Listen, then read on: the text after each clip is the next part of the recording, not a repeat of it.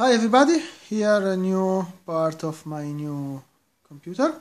This is the hard disk. This hard disk is the Seagate desktop HDD, 2 TB in this case, and I choose this disk for the cache and for archive all kind of files, and I don't use the SSD for cache or for files, because some software, when write the cache, write files, write more fast, and so it's burning the disk, and I don't want running this risk, and so I prefer the classic disk in this case for storage.